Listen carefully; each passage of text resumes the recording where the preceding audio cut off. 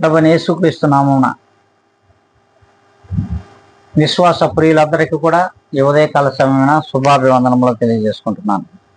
ఈ దినం దేవుని యొక్క గొప్ప వాగ్దానము మనము దావీదు వివరించగా,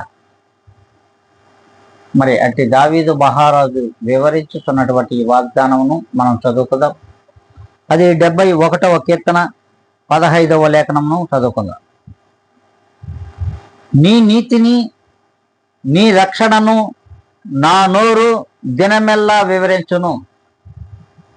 అవును, ప్రభు యొక్క నీతిని, ప్రభు యొక్క రక్షణను, అలాగే ప్రభు యొక్క యథార్థతను కూడా దినమెల్లా మనము వివరించే రీతిగా ఉండాలి.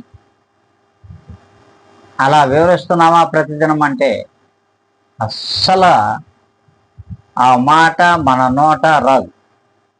కానీ ఈ దినము నుండి అయినా సరే మనం దినమెల్లా మన ప్రభువైన యేసుక్రీస్తు యొక్క నీతిని, ఆయన మనకిచ్చినటువంటి రక్షణను వివరిస్తూ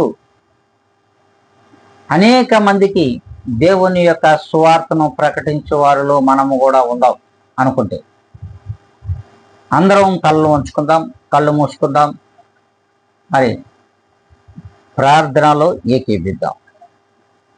మహాగణుడా, మహోన్నతుడా, సర్వశక్తి కలిగిన మా ప్రభువ, ఎంతైనను నీవు నమ్మదగిన దేవుడు కనుక మా ప్రభువ, ఏ దినము నుండి ఈ వాగ్దానమును ప్రభువ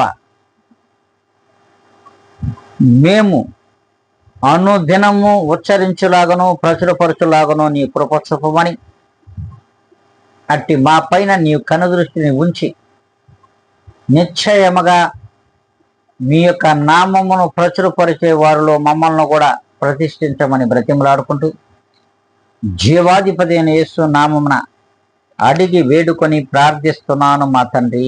ఆమేన్.